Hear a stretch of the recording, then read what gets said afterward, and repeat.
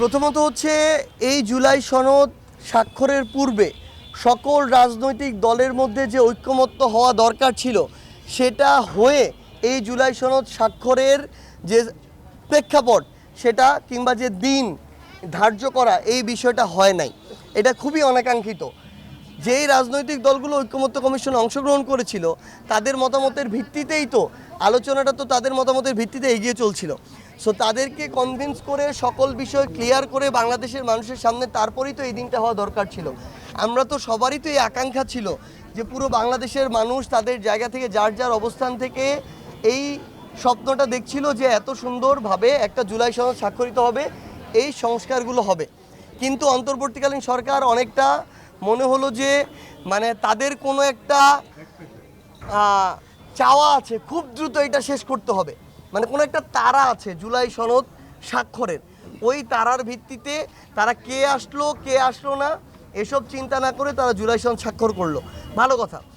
ওই সনদ স্বাক্ষরে এই অভ্যুত্থানটা যারা করেছিল, সরাসরি রাজপথে নেমেছিল, ওই জুলাই যোদ্ধারা যাদের ত্যাগটা অনেক বেশি, শহীদ পরিবাররা যাদের ত্যাগ অনেক বেশি, যারা রক্ত দিয়েছে, জীবন দিয়েছে, তাদের তো একটা বড় সংখ্যক প্রতিনিধিত্ব থাকা দরকার ছিল। আপনি মানিক মিয়া এভিনিউতে এই প্রোগ্রাম করেন, ওই মানিক মিয়া এভিনিউর সংসদ চত্বর থেকে এভিনিউতে তো লক্ষাধিক মানুষ থাকা সম্ভব। তাহলে আপনি যারা গ্যাজেটেড আমার জুলাই যোদ্ধা, আমার যারা হাজারের মতো শহীদ পরিবার গ্যাজেটেড, আপনি তাদের জন্য কেন আসনের ব্যবস্থা করতে পারলেন না?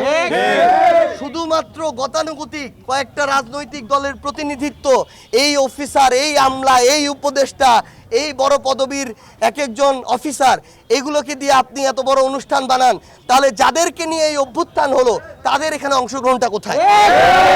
এই কাজ তারা জুলাই ঘোষণাপত্রের দিনও করেছে।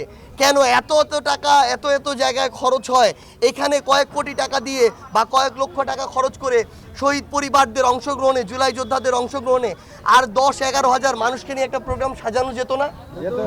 এটা করে নাই বলেই তো তারা তাদের ওই ক্ষোভের জায়গা থেকে তারা একটা অপ্রত্যাশিত পদ্ধতিতে ওইখানে প্রবেশ করেছে।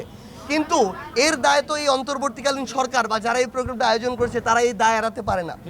আমরা ধরে নিচ্ছি তাদের সেখানে প্রবেশের পদ্ধতিটা অপ্রত্যাশিত, এভাবে হওয়া উচিত হয়নি, কিন্তু এটার কারণ তো আপনি, এটা তো সৃষ্টি করে দিচ্ছেন আপনি।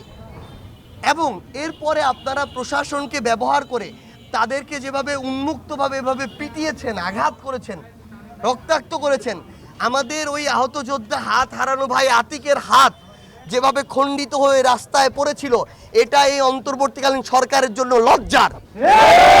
এই অন্তর্বর্তীকালীন সরকার যেটা জুলাই অভ্যুত্থান পরবর্তী সরকার, সেই সরকারের জন্য এটা লজ্জার।